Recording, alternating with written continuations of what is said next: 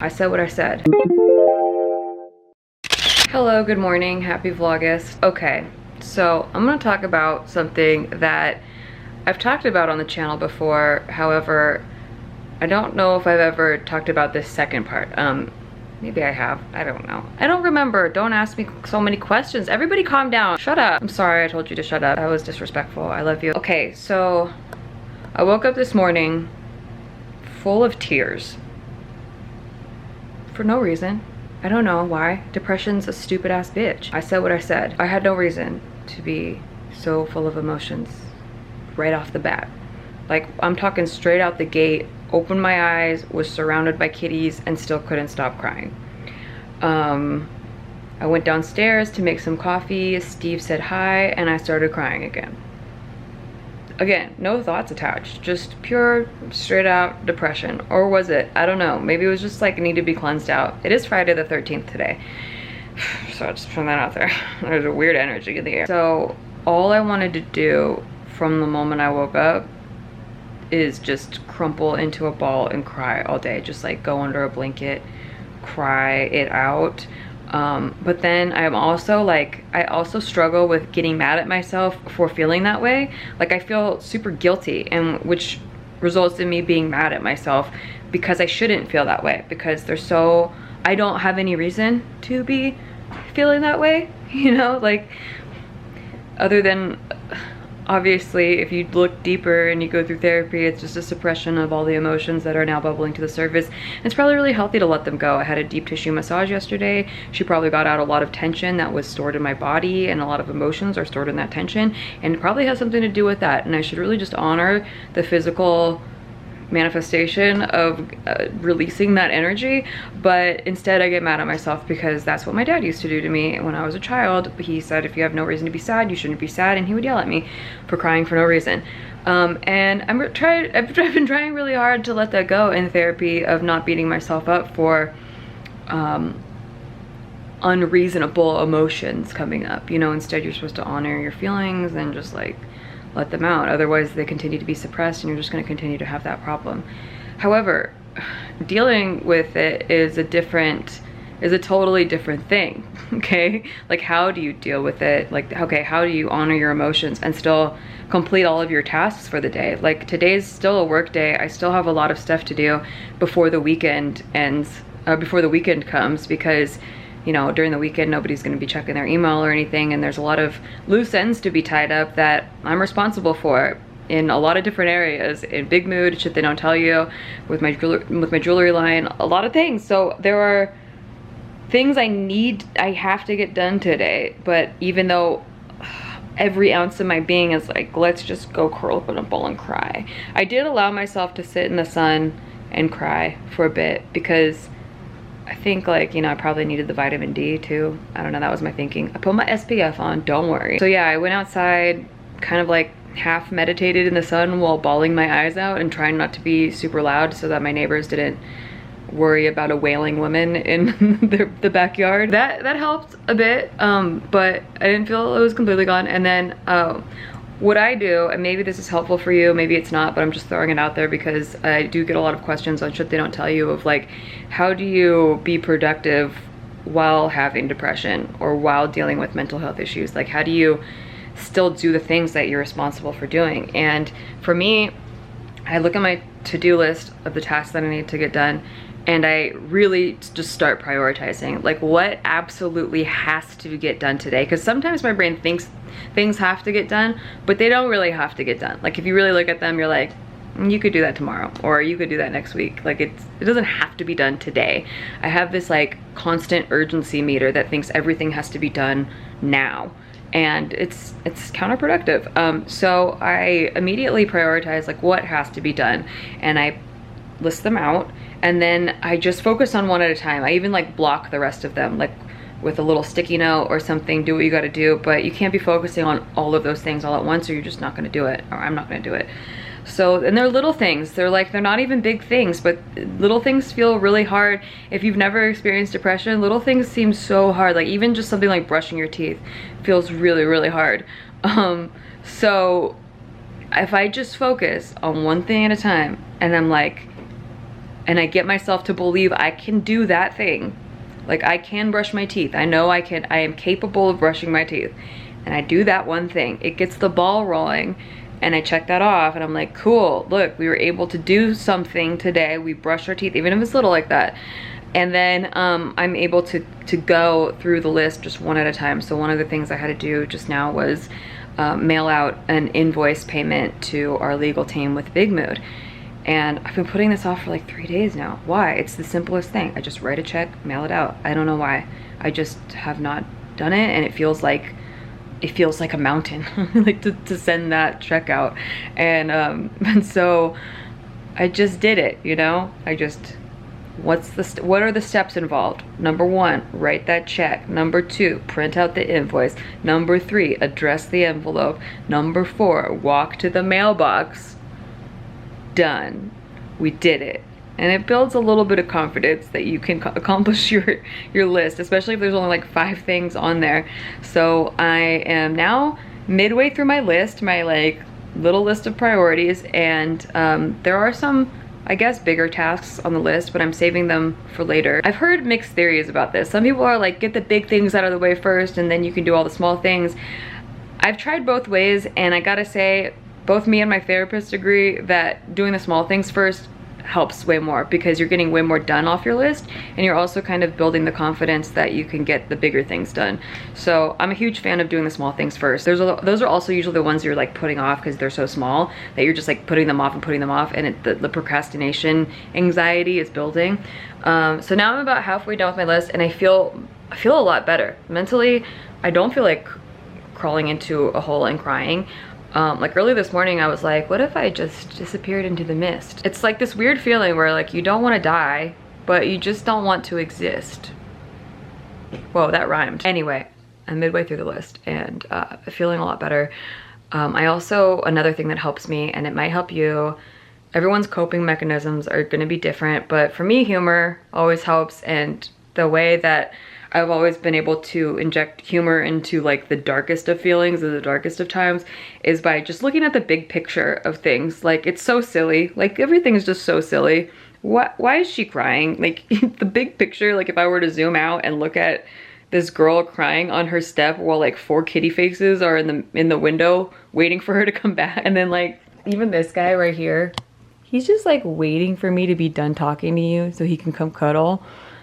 And I'm just being like a little crying bitch baby. Not really, you should honor your emotions, but it's funny for me to think about that it's just this whole picture of like this, why is this girl so sad and surrounded by kitties and husbands asking if they should buy Tom Brady NFTs, and it's just so silly. So when I was coming back from the mailbox, there were packages there for me, and it made me happier. And also just in the silliness vein of things, of course, I'll show you what I got.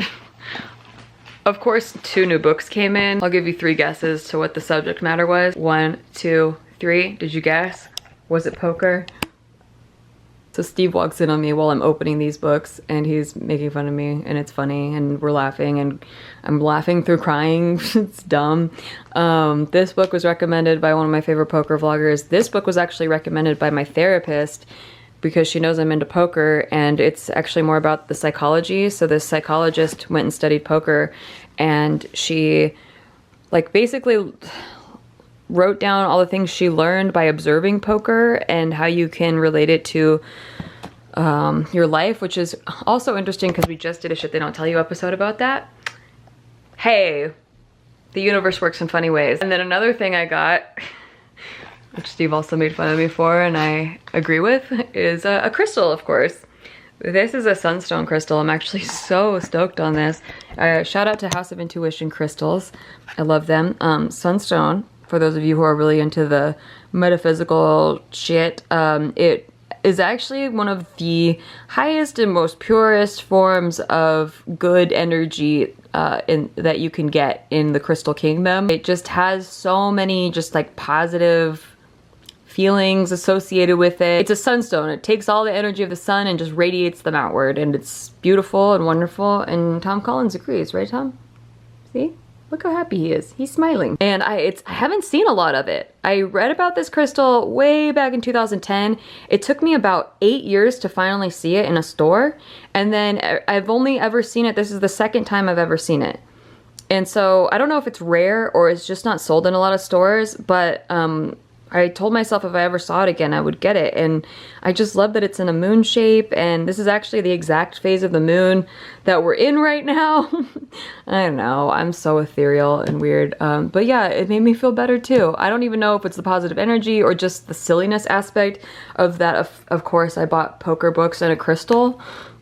Of course. And then another thing that came in that's actually also part of my to-do list today. I was not expecting this to come in today, but we have not only, okay, I'm gonna give you a sneak peek, but this is only for you guys. Do not share this with anybody. This is only for you. This next collection that's coming out from Kittens and Coffee just came in. Also, this is the first time I've seen our packaging in real life.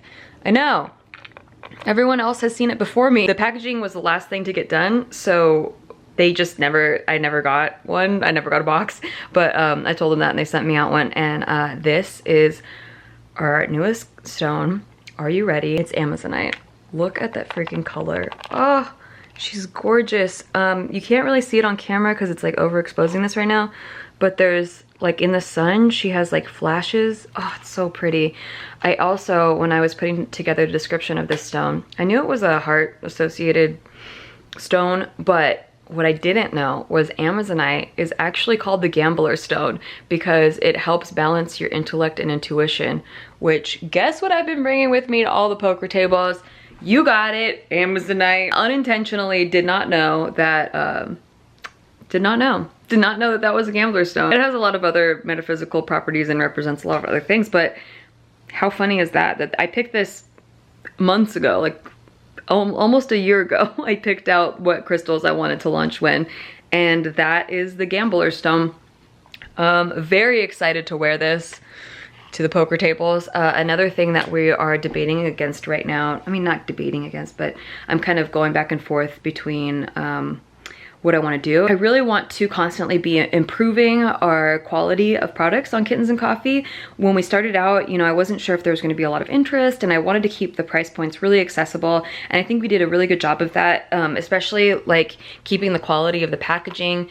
I wanted anyone to be able to buy a piece and also get the experience. Like, it's like you're not just getting the pieces, but you're getting like the whole experience of the packaging. And then with these particular stones, the Cats and Crystals line, there's a card that I don't have with me, but it's called a romance card, and it goes inside, and you might have seen it on the Instagram page, but it's a little description of what the crystal represents, and I put it in my own words, so it's written by me, and it's got like a little, like, you know, love you, Nikki, like a personal message from me in it, and I just wanted it to keep it really accessible, and I think we did that. However, I really want the quality, like, to up the quality too, and so I'm trying to do that as frugally as possible, where we up the quality but we don't up the price point too much, you know. And so what I really want to do is we're debating on how much more gold to add to the chain and the pendant, because currently it's got 1 mil of gold. Like, I don't know anything about jewelry. I'm quoting the email from the manufacturers, but it's got 1 mil of gold, which is considered a flash of gold in the jewelry industry.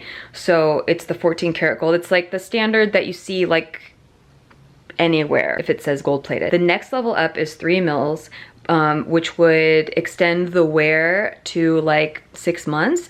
And then it's 5 mils, which gives you at least a standard year of wear before it starts to ever fade or tarnish. And then there's 10 mils, which will last years and years and years.